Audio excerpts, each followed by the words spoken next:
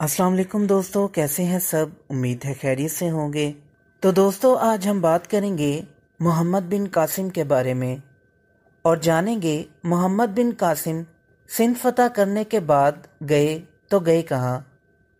जानने के लिए वीडियो को एंड तक देखें और जिन्होंने मेरा चैनल सब्सक्राइब नहीं किया वो ज़रूर करें ताकि इसी तरह हिस्ट्री से मुतल्लिक आपके नॉलेज में इजाफा होता रहे। तो चलिए दोस्तों, वीडियो शुरू करते हैं। कहा जाता है कि सिंध के हुक्मरान राजा दाहिर को जब उमवी सलार मोहम्मद बिन कासिम के हाथों शिकस्त हो गई तो उनकी दो बेटियों सूर्या और प्रेमल को मोहम्मद बिन कासिम ने राजा दाहिर की हलाकत के बाद खलीफा वलीद बिन अब्दुल मलिक के पास दारुल खिलाफा बगदाद रवाना कर दिया। खलीफा वलीद बिन अब्दुल मलिक ने जब बड़ी बेटी सूर्या से खलवत का इरादा किया तो सूर्या ने चाल चली और खलीफा से कहा कि मोहम्मद बिन कासिम पहले ही उनके साथ खलवत इख्तियार कर चुका है, चुनाचे वो अब खलीफा की शायान शान नहीं रही। गुस्से में खलीफा को तहकीक का होश न रहा और इन्होंने इसी वक्त मोहम्मद बिन कासिम के नाम परवाना जारी किया कि वो जहाँ कहीं भी हैं खुद को कच्ची खाल में सिलवा कर दारुल खिलाफा को वापस हों। मोहम्मद बिन कासिम ने ऐसा ही किया और दारुल खिलाफा के रास्ते में ही 2 दिन बाद उनकी मौत हो गई। ये कहानी किताब फतहनामा सिंध उर्फ चचनामा में बयान की गई है। रवायत के मुताबिक इसके बाद राजा दाहिर की बेटी का एक तवील खिताब है जिसमें वो मोहम्मद बिन कासिम की आदिल हुक्मरानी की गवाही देती है, मगर उनकी हलाकत की साजिश रचने को अपने वालिद का बदला करार देती है। इसी खिताब में वह मोहम्मद बिन कासिम के बारे में भी कहती हैं कि इन्हें फर्माबरदारी में भी अकल से काम लेना चाहिए था और खलीफा को भी कहती हैं कि उसे भी सुनी सुनाई बात पर इतना सख्त हुक्म जारी करने से कबल तहकीक कर लेनी चाहिए थी। चचनामा के मुताबिक राजा दाहिर की बेटी ने कहा, दाना बादशाह वक्त पर वाजिब है कि जो कुछ भी दोस्त या दुश्मन से सुने इसे अकल की कसौटी पर परखे और दिल के फैसलों से इसका मुवाजना करे।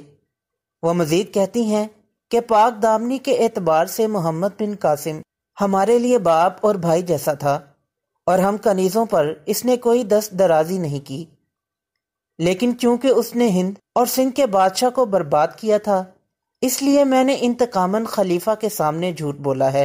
इस पर खलीफा ने गज़बनाक होकर दोनों बहनों को दीवार में चुन देने का हुक्म दिया। मोहम्मद बिन कासिम और राजा दाहिर की बेटियों की हलाकत से मुतल्लिक इस पूरी कहानी पर मौरखीन को एतराज़ात हैं। तो फिर मोहम्मद बिन कासिम की मौत वाक़अतन कैसे हुई और मदरजा बाला वाक़े की तारीख़ी हकीकत क्या है, इस पर बात करेंगे। लेकिन इससे पहले कुछ मोहम्मद बिन कासिम की सिंध में आमद और फतूहात का तज़किरा करते हैं और फिर ये देखेंगे कि मोहम्मद बिन कासिम सिंध फतह करने के बाद गए कहाँ। मोहम्मद बिन कासिम के सिपाहियों की मुबैयना कब्रें बलोचिस्तान में। अगर आप कराची से ग्वादर जाना चाहते हैं तो आप पहले तो RCD हाईवे पर कोई 2 घंटे की ड्राइव करेंगे, जिसके बाद बाएं जानिब मिकरान कोस्टल हाईवे का आगाज होता है जो अपने आप में हैरतों से भरपूर सड़क है। यहीं पर थोड़ा आगे जाकर बाएं जानिब एक पत्थर की तख्ती पर लिखा है कि यहाँ फातेह सिंह मोहम्मद बिन कासिम के सिपाहियों की कब्रें मौजूद हैं। नामवर मुसन्निफ और महक़िक़ सलमान रशीद के मुताबिक ये कब्रें मोहम्मद बिन कासिम के साथियों की नहीं हैं, क्योंकि 8वीं सदी में अरब सिंध के चौकंडी कब्रिस्तान जैसी नक्शो नगार से मुज़य्यन कब्रें नहीं बनाया करते थे और वैसे भी कब्रों का ये तर्ज तामीर तकरीबन 16वीं सदी का करार दिया जाता है और एक तहकीक के मुताबिक ये कब्रें 18वीं सदी के वस्त से ताल्लुक़ रखती हैं और इसका तज़किरा मनान अहमद आसिफ ने अपनी किताब अ बुक ऑफ कॉन्क्वेस्ट में किया है। मगर पाकिस्तान में मोहम्मद बिन कासिम से मुतल्लिक मुतनाज़िब बातों में से ये सिर्फ एक बात है। मुतालिया पाकिस्तान की दरसी कुतुब में अक्सर व बेशतर ये पढ़ाया जाता है कि पाकिस्तान की बुनियाद उसी दिन पड़ गई थी जिस दिन मोहम्मद बिन कासिम ने सिंध की सरजमीन पर कदम रखा था। मोहम्मद बिन कासिम उमवी दौरे हुकूमत के वो सलार थे जिन्होंने 712 सन ईस्वी में सिंध पर हमला किया और यहाँ के राजा दाहिर को शिकस्त दी। کچھ لوگوں کے نزدیک محمد بن قاسم کے آنے سے جنوبی ایشیا میں اسلامی دور کا آغاز ہوا، سندھ فتح ہوا اور یوں واقعات کا ایک لمبا سلسلہ شروع ہوا جو بالآخر پاکستان کے قیام پر منتج ہوا۔ مگر مختلف تاریخی حوالوں کے مطابق پیغمبر اسلام کی آمد سے قبل بھی عرب تاجر بر صغیر میں رہائش پذیر تھے اور کچھ کے نزدیک یہاں کی مقامی خواتین سے شادیاں تک کر رہے تھے۔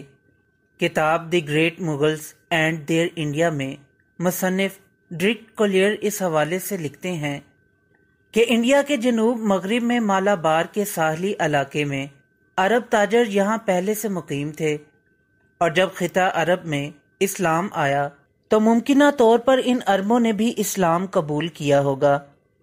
اپنی کتاب کے ابتدائیے میں انہوں نے خطہ بر صغیر میں اسلام کے پھیلنے کے حوالے سے متعدد نظریات کا ذکر کیا ہے، جس میں ہجرت، تلوار، خوف، صوفیاء کے عمل اور تبلیغ، سماجی رتبے کے حصول اور پرامن روابط مثلاً تجارت اور باہمی شادیاں شامل ہیں۔ وہ لکھتے ہیں کہ جبری طور پر مذہب کی تبدیلی کے چند واقعات کا انکار تو نہیں کیا جا سکتا، تاہم کئی دیگر علاقوں میں مثلاً مالابار کے ساحلوں میں اسلام کی کامیابی کا تعلق جبر یا مسلمانوں کی عسکری اور سیاسی برتری سے نہیں تھا۔ اس کے علاوہ ان کے نزدیک نئے مذہب کے مضبوط اور مساوات پر مبنی پیغام کا اثر بالخصوص نچلی ذات کے افراد پر ضرور ہوا ہوگا، چنانچہ وہ اس علاقے میں پہلے سے عربوں کی موجودگی کا حوالہ دیتے ہوئے 1712 عیسوی میں محمد بن قاسم کی آمد سے کہیں قبل بر صغیر میں اسلام کی آمد کا عرصہ متعین کرتے ہیں۔ لہذا پاکستان کی درسی کتب میں عام طور پر پڑھائے جانے والے بیانیے کے برعکس تاریخی بیانیے بھی موجود ہیں۔ کتاب فتوح البلدان 9ویں صدی عیسوی میں عباسی دور حکومت میں تحریر کی گئی اور اسے اسلامی فتوحات کی تاریخ کی اہم ترین اور مستند کتابوں میں شمار کیا جاتا ہے۔ اس کتاب میں مصنف احمد بن یحییٰ البلازری نے محمد بن قاسم کی ہلاکت کے بعد کے واقعات خصوصی تفصیل سے بیان کیے ہیں اور یہ بھی بتایا ہے کہ کیسے بہت سے مفتوحہ علاقے مسلمانوں کے ہاتھ سے نکلے، واپس فتح ہوئے۔ کسی نے واپس اپنا پچھلا مذہب اختیار کر لیا تو کسی نے مسلمانوں سے اپنا معاہدہ توڑ لیا۔ پھر سوال یہ پیدا ہوتا ہے کہ کیا محمد بن قاسم سے پہلے کوئی مسلمان مہم سندھ میں آئی تھی یا نہیں؟ بلازری کے مطابق خلیفہ دوم حضرت عمر بن الخطاب رضی اللہ تعالیٰ عنہ کے دور میں 15 ہجری میں انہوں نے عثمان بن ابو العاص الثقفی کو بحرین اور عمان پر گورنر بنا کر بھیجا تو عثمان نے ایک فوج تانا کی جانب بھیجی۔ اس کے علاوہ اسی کتاب میں مصنف نے لکھا ہے کہ عثمان کے بھائی الحکم نے اپنے بھائی المغیرہ بن ابو العاصی کو خلیج دیبل کی جانب بھیجا، جہاں انہوں نے دشمن پر فتح پائی۔ فتوح البلدان کا اردو ترجمہ سید ابو الخیر مدودی نے کیا ہے، جس میں انہوں نے دیبل کو تو دریائے سندھ کے قریب واقع ایک بڑا تجارتی شہر قرار دیا ہے، مگر تانا کا تذکرہ نہیں کیا کہ یہ کون سا شہر ہے۔ اس کا تذکرہ ہمیں ابن بطوطہ کے سفر نامے میں ملتا ہے، جب انہوں نے یمن کے بندرگاہ عدن کے بارے میں بتایا ہے کہ یہاں انڈیا کے کئی شہروں بشمول تانا سے بھی جہاز آتے ہیں۔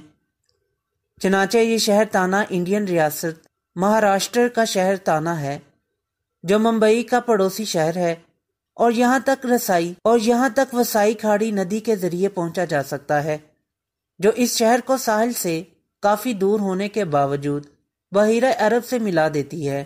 خطہ سندھ اور بلوچستان میں اولین اسلامی مہمات۔ موجودہ پاکستان کے دیگر خطوں میں محمد بن قاسم سے پہلے مسلمانوں کی آمد کے بارے میں ایک اور روایت فتوح البلدان سے ہی ملتی ہے، جس کے مطابق سن 38 یا سن 39 ہجری میں حضرت علی کے دور میں اور پھر سن 44 ہجری میں حضرت امیر معاویہ کے دور خلافت میں قیقان موجودہ کلات اور بنا موجودہ بنو پر حملے کیے گئے۔ اگر محمد بن قاسم کی سندھ پر لشکر کشی پہلی فوجی مہم نہیں تھی اور اس سے قبل بھی اس علاقے پر حملے کیے جاتے رہے تھے، تو پھر اس واقعے کے بارے میں کیا کہا جا سکتا ہے جس کے مطابق عراق کے گورنر حجاج بن یوسف نے ایک مظلوم عورت کی پکار پر محمد بن قاسم کو سندھ کی جانب بھیجا۔ یہ کہانی بھی چچ نامہ میں کافی تفصیل سے موجود ہے۔ چچ نامہ یا فتح نامہ سندھ خطہ سندھ کی فتح پر لکھی گئی پہلی کتاب تصور کی جاتی ہے، کیونکہ اس سے قبل مورخین نے سندھ اور ہند کی فتح پر باب تو باندھے، لیکن مکمل کتابی صورت میں صرف چچ نامہ ہی ملتی ہے۔ چچ نامہ 13ویں صدی میں علی کوفی کی فارسی میں ترجمہ کردہ کتاب ہے، جو ان کے مطابق انہوں نے ایک عربی کتاب سے فارسی میں منتقل کی۔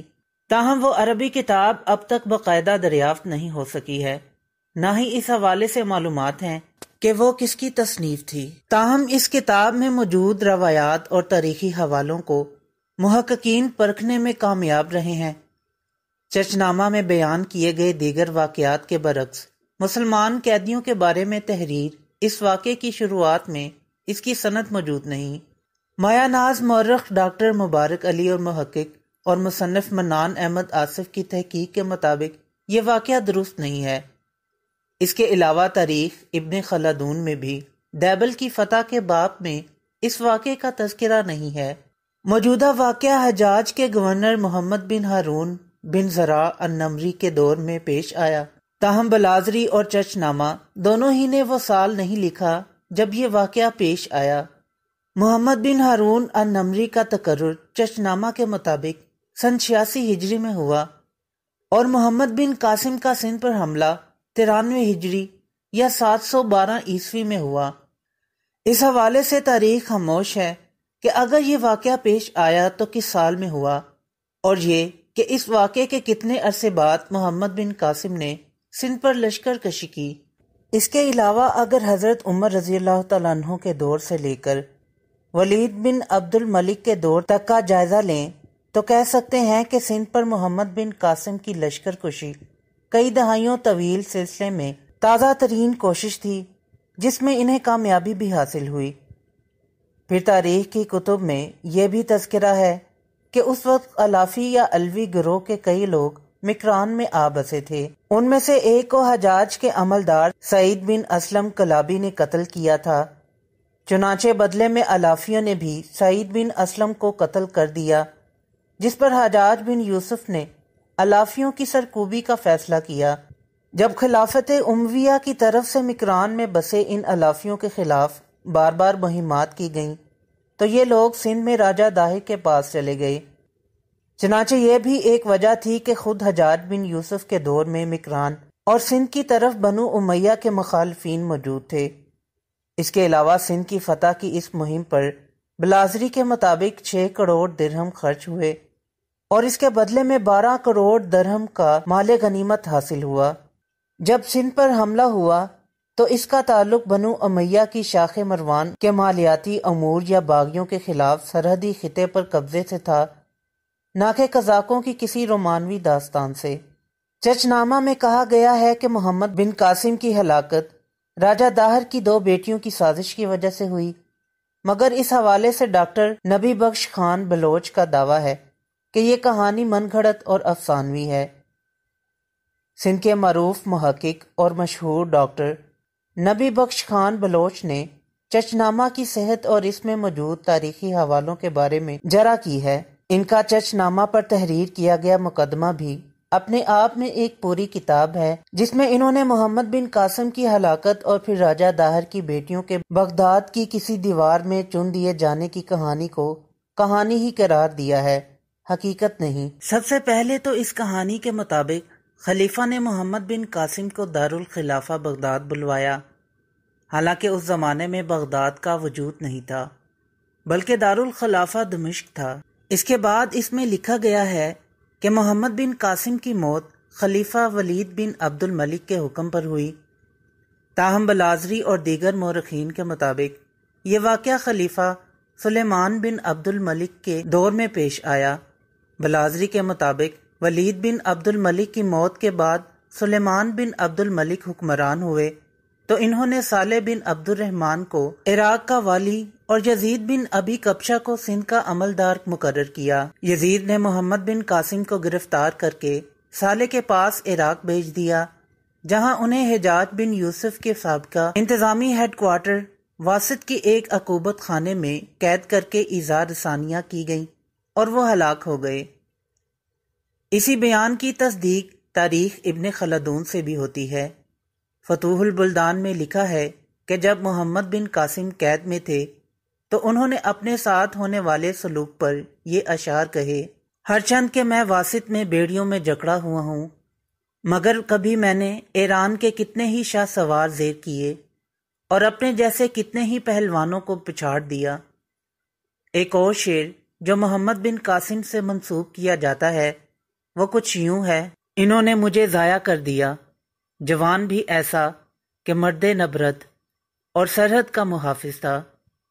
چنانچہ محمد بن قاسم کی معزولی اور ہلاکت سے اس دور میں ہونے والی سیاسی سازشیں اور آپسی دشمنیاں بھرپور انداز میں عیاں ہو جاتی ہیں۔ تو دوستو یہ تھی آج کی ویڈیو پسند آئی ہو تو لائک ضرور کریں اور میرے چینل کو سبسکرائب کریں۔